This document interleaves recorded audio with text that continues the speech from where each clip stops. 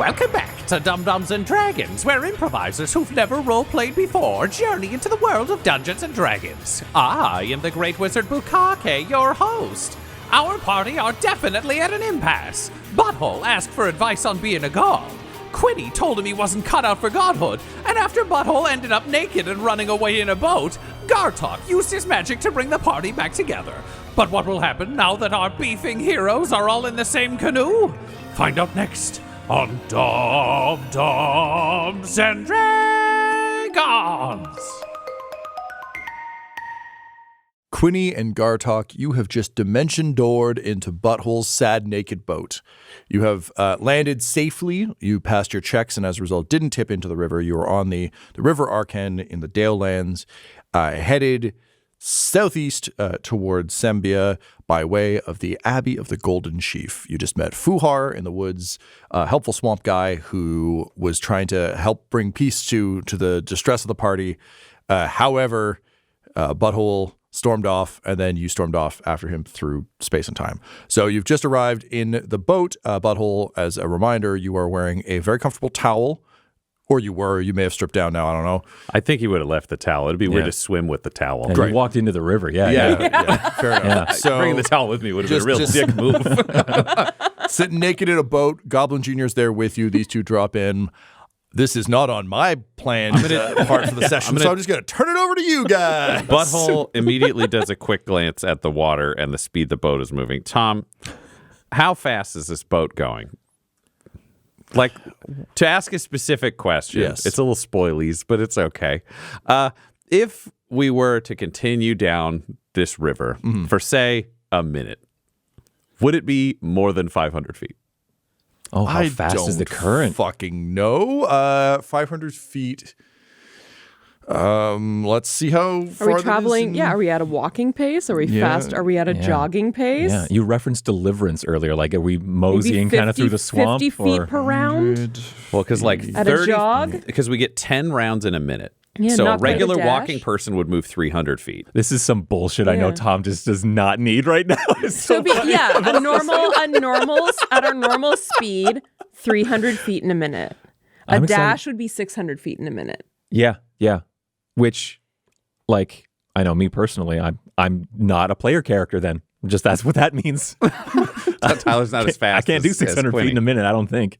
But I'm very excited to find out where this question is taking us. I'm excited and concerned. Okay. So according to the Houston Canoe Club, you can go 15 feet in 10 seconds. Which gives a river speed of 1 mile per hour. Add 2 miles per hour for paddling speed to that, and you'd be traveling downriver at 3 miles per hour. So if we say 15 feet in 10 seconds,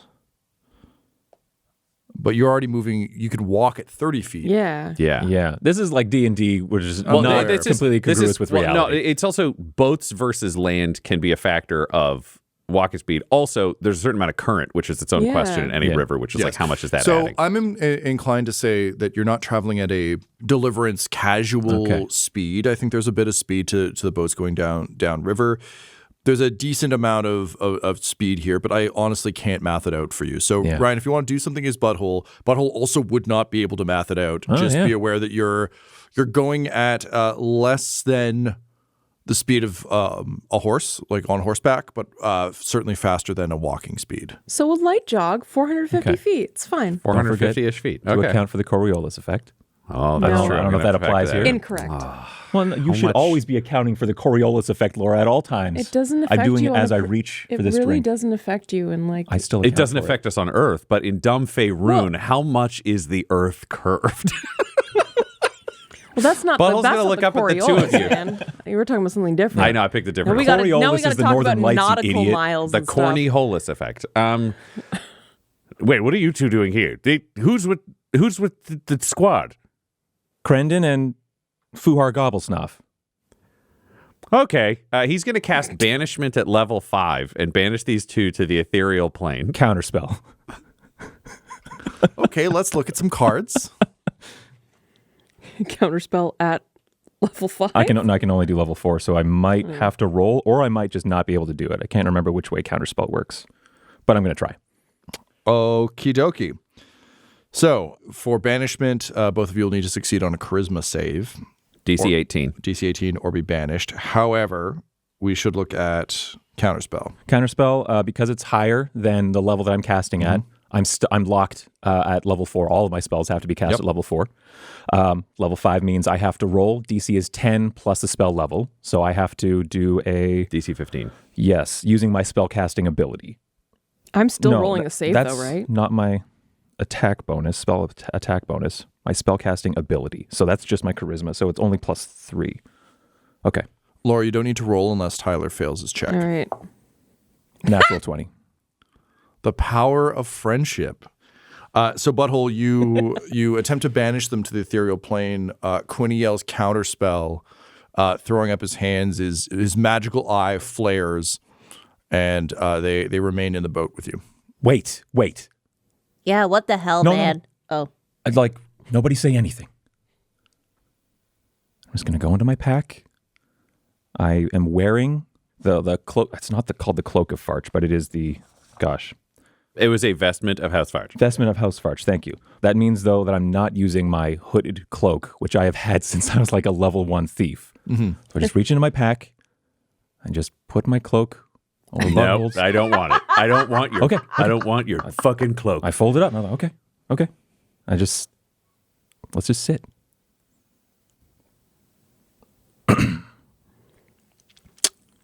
But I was just staring at the both of them, and he's so ready to dive into the water. He's so close, so close. I told everyone to dry off and wait, and they'll join us. But Fuhar said, we carry on down this way, we're going to get to that abbey they were talking about. So we could stop there, get food, sleep, a shirt, if you want. Buttle's just silent, just staring. Gartok is just watching, looking between the two, in rapt attention. He's not going to say anything. Okay, I look at Gartok and I remember a thing. I say, I am legitimately sorry for what I said the last time we were in a boat about that God stuff. I feel bad. And there's a butt, and he's debating like letting the butt come out. Do you want to roll? Let's. Are you lying about being sorry, No. or are you actually sorry? Okay, No, so you don't need to roll. being like he did that, like there was no tact in how he did that. I was like, yeah, fair enough. Okay, like good. Quinny's like, yeah, you got me there. So let's do Gartok. a charisma save to see if you can hold your tongue on the butt. Charisma, just straight charisma. Charisma save. Yep. Save. Sorry, thank you. It's the same. 9. 9. I don't think you can. Sure. I don't think you can resist that butt. But sorry, that completely fucked me up. That was so good. Oh, just this idiot. Just pull him out of the fire, and then he just turns around and walks right back in.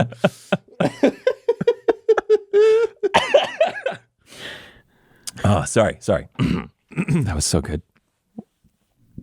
But it feels like you've got a lot on your plate.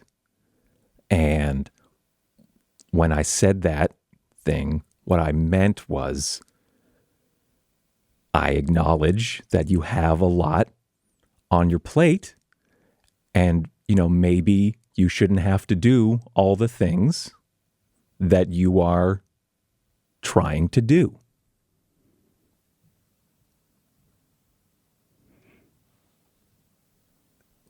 Okay, then I have a plan. Fuck. Oh, well, Do you want to go back to the squad through a magical door on this slow-moving boat? Or do you want me to swim? What's your preference? Where are you swimming? That's kind of a me thing right now. I tried for this to be a me thing, and you used magic to get on this boat. I'm trying to make it an us thing. Mm-hmm. No, thank you. I look to Gartok as like, what happens when it's like a no thank you from...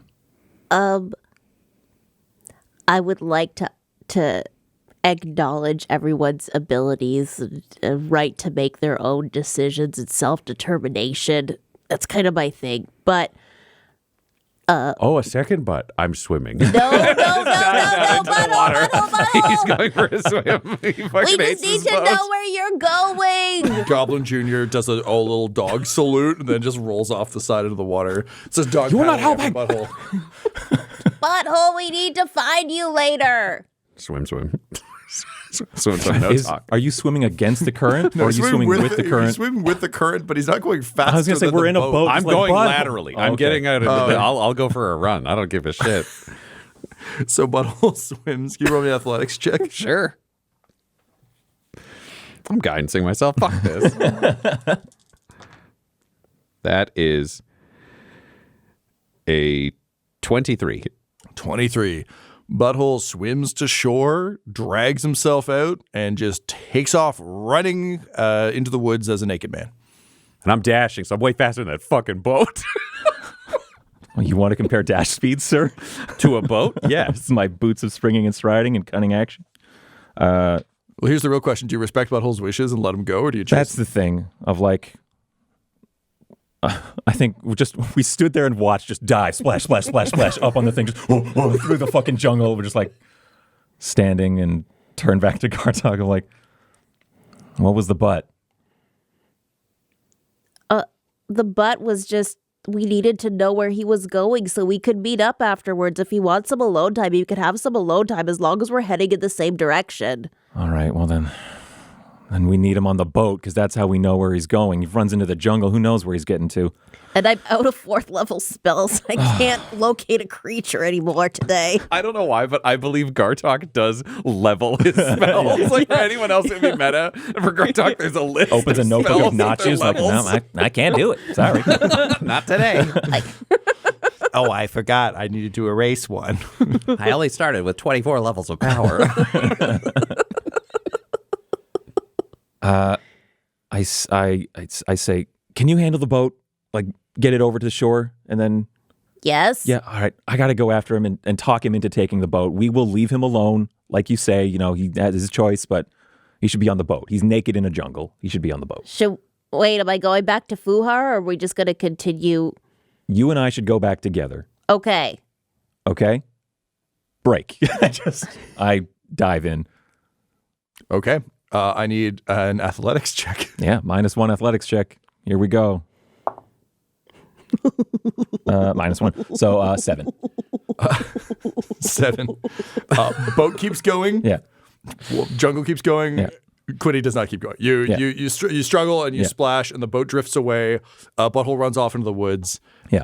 Yeah. Yeah. I don't know if you've seen like a new swimmer or like a still sort of weak swimmer treading water.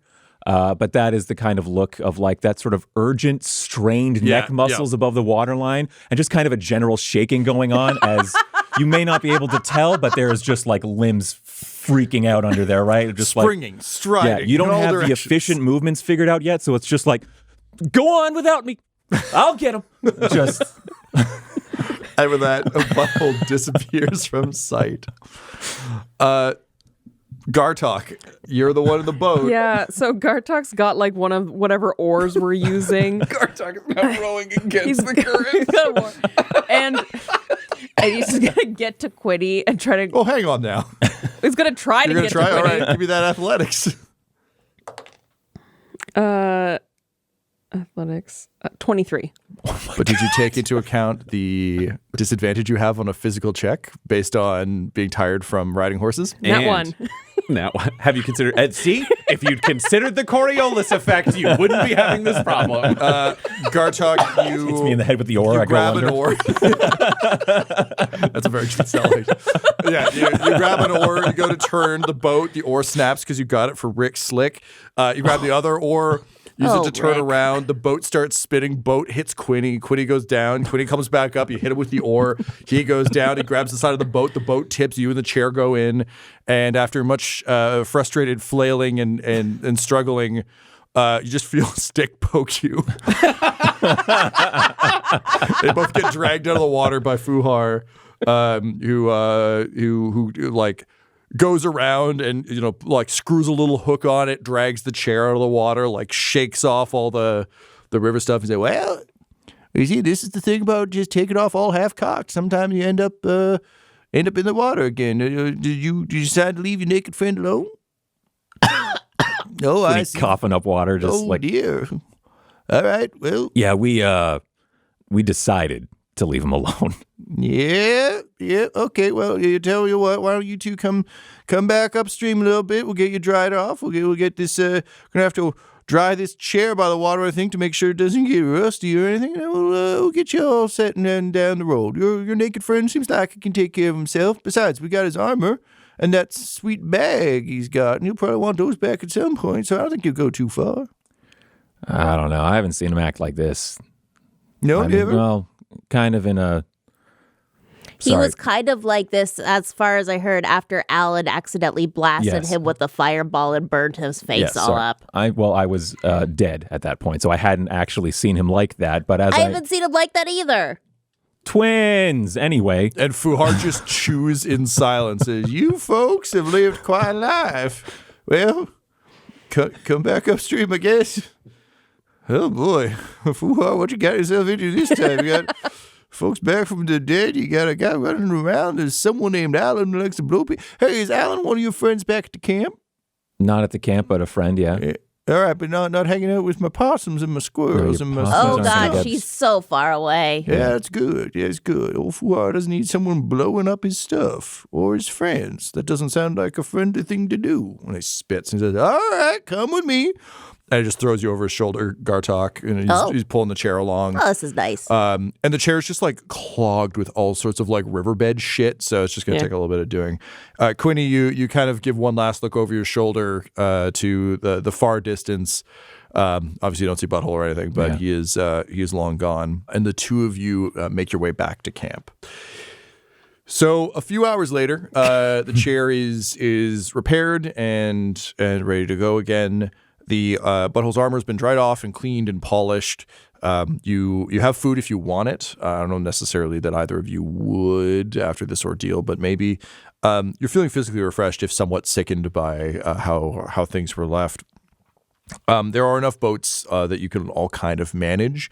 And Fuhar's like spent some time just like quietly upgrading the boats a little bit to make sure they're a little more stable. He threw all the oars out, being like, these are bad oars. He's replaced them kind of with, you've got like guidance sticks to push you off the edges and stuff, as well as some better secured oars. But you are ready to go. Quinny, I imagine you've probably been pretty ready to go, like, since you got here. Yeah. Or not? No, I don't think the urgency's there. I think it's a little bit of an unhealthy thing of he didn't vocalize it or anything at the time, but there was a little bit of like, well, fuck you then. I tried. Sure. Fuck you. And he's just not a healthy person. Yeah. All right. So then maybe we'll say you actually spend the night, you get some rest, like the crew gets some rest, and with the sort of first light of dawn, you all set off. Fuhar just kind of like sees you all off and says, "Well, if you're ever back this way, you know a nice safe place you can stay as long as you're not causing any trouble, and hopefully you'll patch things up with your big naked friend there. But if not, campfire is always available to you. And if you find yourselves back in the river, you might find yourself getting poked by a stick, then I'll drag you back out and we'll get you dried off again. If you folks ever need anything else, you know where old Fuhar's at, okay?" Thanks, Fuhar. Yeah, and hey, I know things are kind of stressful and tough right now, but it sounds like you folks been through a lot. Heard all those stories, all 6 seasons worth around that campfire last night. In summary, I understand that takes many hours that we didn't have, but sounds like you all have been through a lot together, and you have your ups and downs, but the important thing is that you cling to the reasons that you're all together in the first place and the reasons you actually like yourselves and like each other, and sometimes it's easy to lose sight of those things, and sometimes we don't like ourselves very much, sometimes we don't like others very much, but at the end of the day, you love each other, and you got to make that work, okay? I'm cool with everyone. Yeah, Gartok, I know. We're peas in a pod, you and me. You know, Fuhar, two like-minded souls going around this big old round Toriel. You know, I know a lot of people call Faerun. It's actually known as Toriel. I think not a lot of people talk about that, but that's okay. All right, well, I'll send you all down the river then. You all take care of yourselves, Gartok. I'll miss you. I'll miss you most of all. As a budding geography buff, Gartok's taking notes about, Toriel, okay. Yeah, Gartok, you're a real Fuhar. And he waves to you all, and then he turns to that one skunk he's been given the stink eye to, and he's like, you know, on that note, I think you and I gotta have some words. I'm deeply sorry. I don't want you to run naked off into the wood neither. And then he picks up the skunk and he goes back to his swamp shack as the two of you and the hammerers make your way downstream. So you travel along, you see the wreckage of the boat that you flipped kind of just sticking out as an awkward reminder of the night before. If anyone's looking at us like Crendon or anything, I was like, that was like that when we got here. Crendon's like, is the boat fully wrecked, or does it just need to be righted and emptied of water? At this point, it's it filled up, so kind of half sank, and now it's just stuck in the silt and the garbage at the edge of the. It's like you could drag it out if you wanted to, but you don't really have a lot of reason to. We need a boat. You've got boats. You're in boats. You think we need a boat for Butthole? Yeah, when Butthole gets back, he can fit in. With Fuhar's adjustments, these boats will be okay. You'll be a little tight, but no, you don't need a specific Butthole boat unless you want a specific Butthole boat, in which case you could try and drag it out. You're both so good at athletics these days, so up to you. That modifier was sick on your roll for athletics. My -1 compared to your whatever that was, plus 20. It's a +7. I'm very strong. It's a lot. But I'm wiry, but strong. Gartok also has a note quantifying his own strength. It feels like it's this much more than the average person's. So you go past that. Crendon doesn't comment on it. He has no idea what the fuck you're talking about. I don't think anyone at camp has raised the fact that the king isn't there or anything else. Incidentally, also for Macaw, the odds of Reginald or Archibald or Emily just fucking off to go do a thing, very high. So no questions asked, no questions answered. The tone is decidedly less jovial, but people are committed to it. So you continue on down the river a ways, and gradually one of the shores kind of opens up into a number of triangular fields around a massive old stone structure. So the Abbey of the Golden Chief is almost a pyramid-style structure. It has sort of temple door. So weird. The pull I have in my head is a Necron ship, but that doesn't make any sense for this. But it's a croissant. Yeah. Oh, sorry. Yeah, it's a croissant. That's why it's Golden Chief. No, it's just sort of a large triangular building. It has a number of triangular shields that spread outward from the center. It's a large kind of walled abbey with spires out of this sort of triangular structure. And you can tell that each field has been cut into quadrants. The exterior triangular field has been cut into quadrants? Yeah. Like a food pyramid. Oh, okay. Thank you. You're welcome. My mind just stopped for a second trying to picture it. Yeah. No, it's a triangular field, but they still have to have subdivisions within it. So yeah. Okay. So the pyramid itself has an earthen exterior and is sort of covered with old vines. You can tell that a lot of the surrounding forestry has been cleared out to kind of make more room for this. And you can see a variety of people out sort of checking the fields. They're all wearing very simple sort of almost burlap style vestments. Obviously not as scratchy or uncomfortable as burlap, but just that kind of really earthy, tough style of fabric. The folks out working in the fields have large, almost like winged hats to keep the sun off of them, are moving with baskets. And you can see people you can see them telling jokes and kind of riffing with each other as they work the fields. It seems like everyone is in really good spirits and enjoying their time outside. Upon seeing you, someone in kind of one of the upper spires just rings a bell a few times.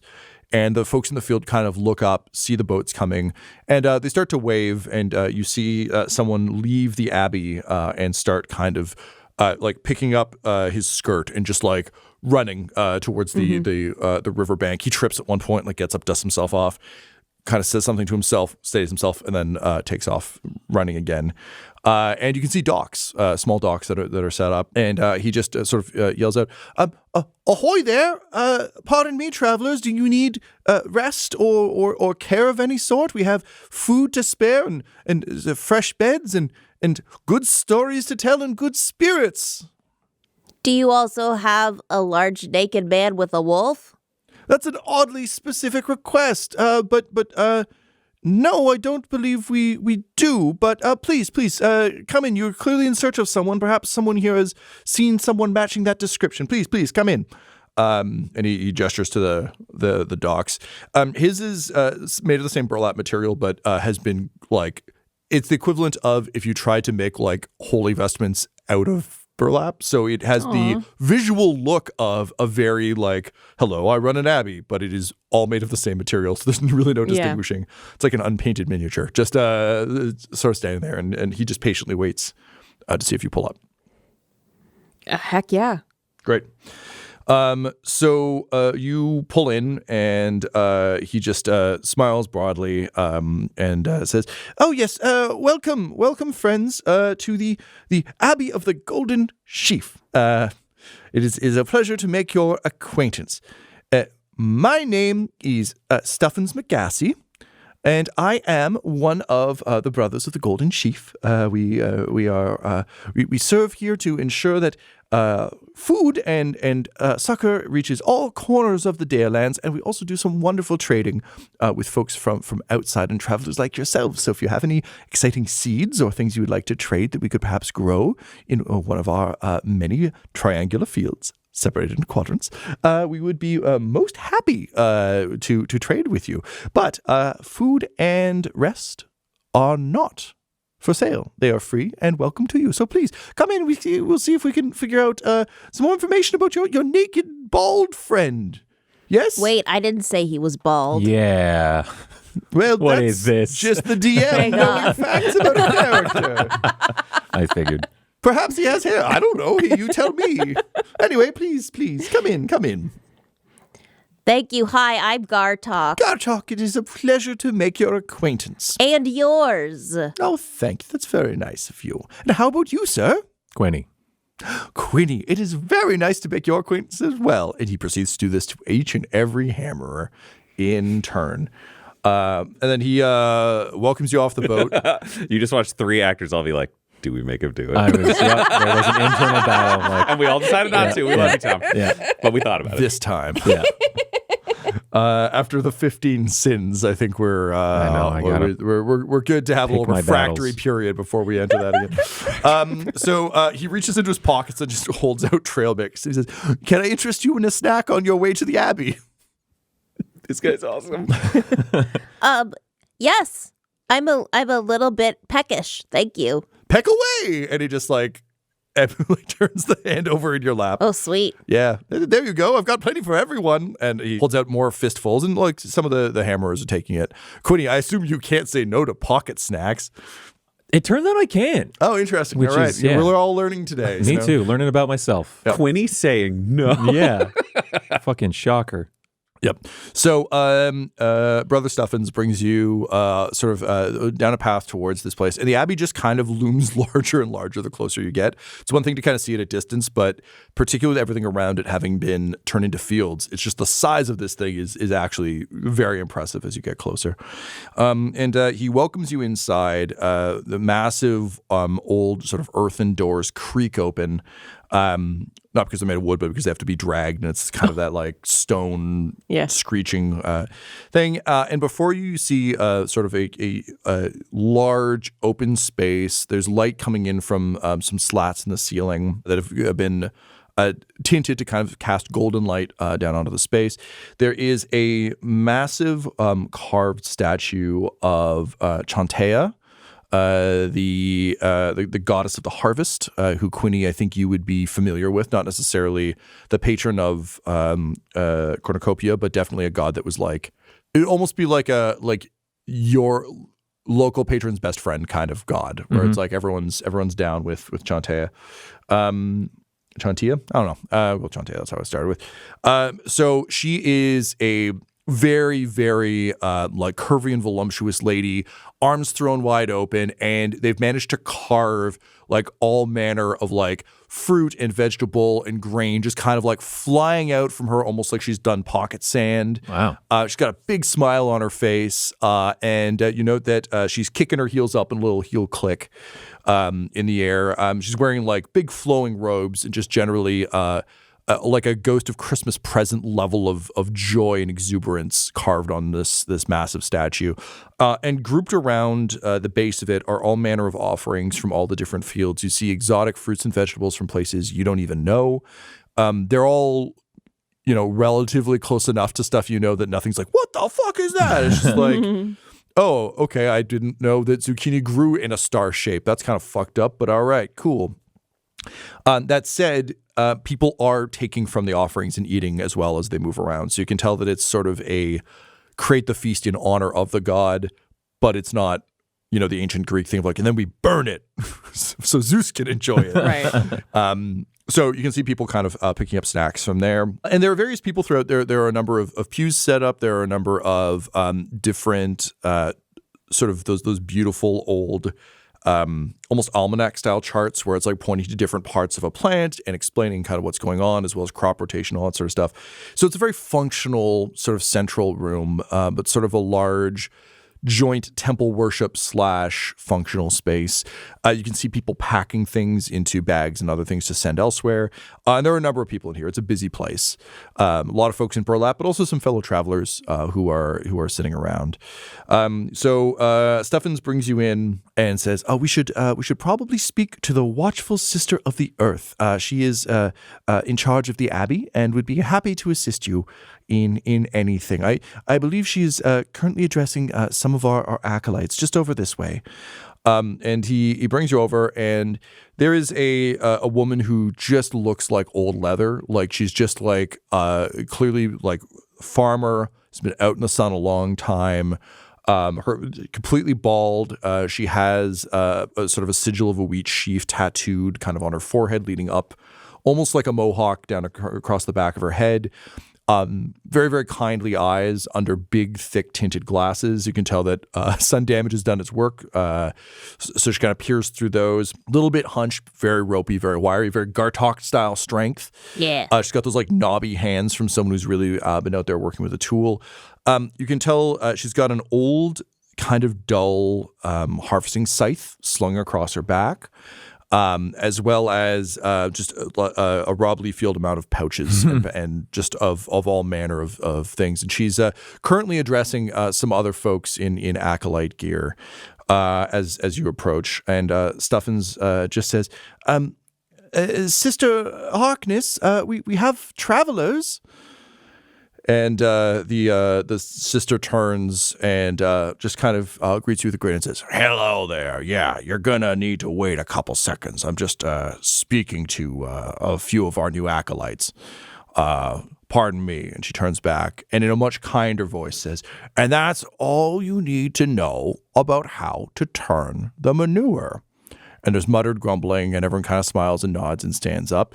There's like a dwarf and an elf and a tall, bald man in a robe. So, Butthole, what do you say as you rise? Butthole stands up and just says, "Thank you so much. I look forward to turning the poop." "That's all we ask. You will do well here." What name does she call you by?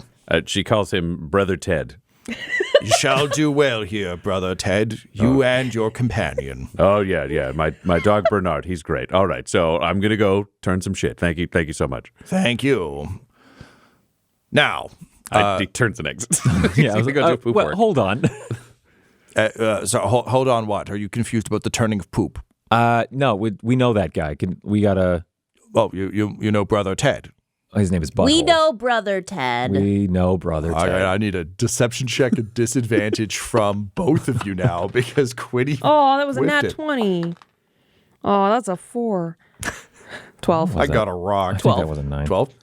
9, 13, 22. Oh, but Gartok failed. But you said you didn't. All right, I got to roll for her, I guess. Fuck. We got 10 and...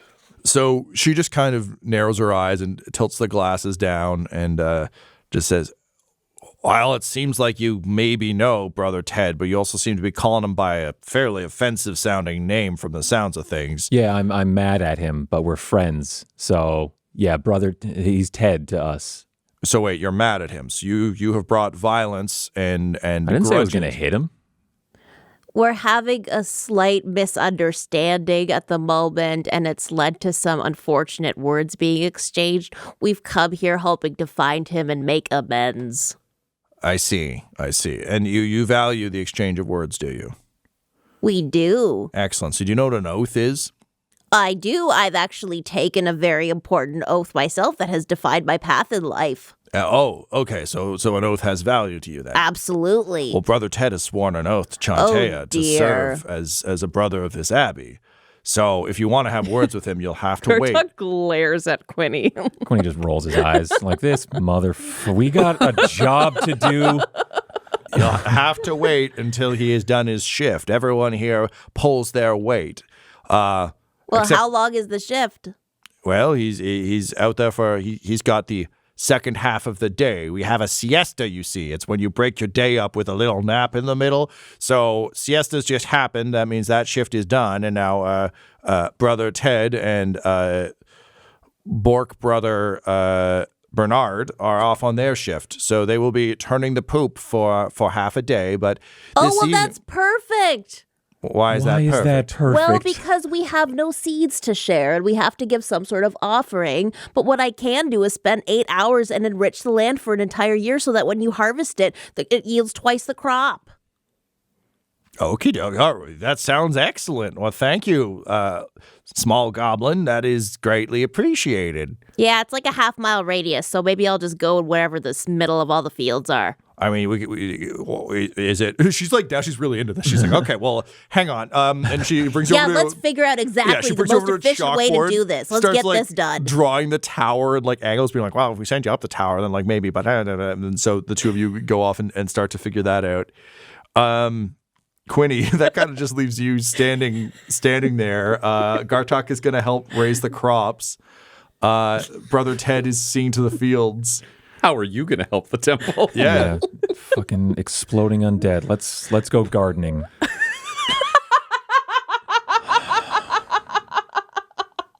Let's grow goddamn tomatoes. It's not like the lives of everyone I've ever met hang in the balance in the one nation we keep them in. Admittedly, you do know a lot about farming. Yeah, but I'm like, I just don't. Like, I don't care right now. Yeah, fair enough. You'll pull a squall from FF8 and just brood in a corner for a bit? I'm going to wait for everyone to eat and get rest, because that's the plan for this thing. And if we can't convince Butthole to join us by then, I'm leaving without him, because a lot of people are counting on us. And I know that, like, I have never, I think, been able to change Butthole's mind. Like, that guy is the personification of an unstoppable force if I've ever met one. He went into hell and rescued me. He's been to hell twice. He cut up gods and made a body for me. Just kind of whatever he wants to do, he does, even if it's insane. like worshiping a god that farts and no one's ever heard of, and he spreads that shit all to and fro wherever he goes. And then he became a god and a king. And he killed his mom. He killed his own mother. And then he carried on. Didn't even take a beat to think about it. So fuck him. He'll do whatever he wants. I gotta go. I love that this is your internal monologue. Yeah, I'm not talking to anyone. No, yeah. Amazing. All right. So you work on that. You work on a speech you can only give to yourself. Gartok, can you roll me a nature check, please? Sure. With advantage, because Sister Harkness is helping you. 5. You and Sister Harkness quickly realize neither of you is particularly good at angles or physics. And she's like, oh, I don't know, fuck it. Just go find a field that looks good and let it grow. Okie dokie. Yep. Okay. Thank you, Gartok. All right. And I was like, I'll I'll see you later. And he's just gonna wheel around and see it's like approximate middle of some collection of fields, and just like lay on the grass for 8 hours, lay in the middle, and just starfish. Flip the wheels, slam down, full rest. 100%. Amazing. And just commune with the earth. Amazing. All right. So That sounds really nice for Gartok. That sounds He's so having nice. a wonderful day. So Gartok got his groove back. Yeah. So Gartok communes with nature. It is just resting. Quinny, you are brooding. Brother Ted, you are turning some manure. So let's get an athletics check from you. Oh, amazing. What would be going through Butthole's head right now, if anything, or is he just committed to? I know Butthole tends to buy into people's mythology as per your level 1 character sheet. Have you bought into the Brother Ted thing, or is this I'm Brother Ted. Great. I'm just a guy. I'm here to learn some shit and do some digging. I'm happy to work for Chantilly, the god of whatever. There's a lot of poop here, so it works for me. And then when I die, sure, I'm going to become a god or whatever. But for now, I'm just Brother Ted. All right, go ahead and roll me an athletics check for turning that poop. That's a 7. 7. With the size you are, you turn the poop really well, just not effectively for growing things. This isn't a... I'm Brother Ted, we're just starting day 1 and poop stuff. So, I'm normally a fart guy. I mean, I'm not. I'm Brother Ted. Brother Ted's a nothing. But, if I were a fart guy, this is a poop thing. So, you know what? I'm starting my own journey. And you know what the end destination is? Being right here every day until I die and then become whatever. Just like everybody else, you become whatever. This is a good day. It smells in here. Snort, snort, says Brother Bernard. That's a good pig sound, Brother Bernard. Both of us are going to roll around and poop. Yeah. This is our life. Snort. Speedy pats. Camera pans back across Quinny, just like, oh, fucking, you killed his dad too. His dad is you fucking okay? Oh, yeah. There's more. I've been thinking about it. Running through the series. What's the new stuff? Oh, definitely. He killed his dad. He was made in a lab and tortured every day, and he turned out like a good guy. He just decides to do stuff. I don't think that I know this. He must have recapped it for me, but he was dropped naked into the desert in another dimension, and an entire town rallied around him. And this is the sheriff. This is the body of the sheriff that he met. This is thinking about Gartok laying down in a field. Yeah.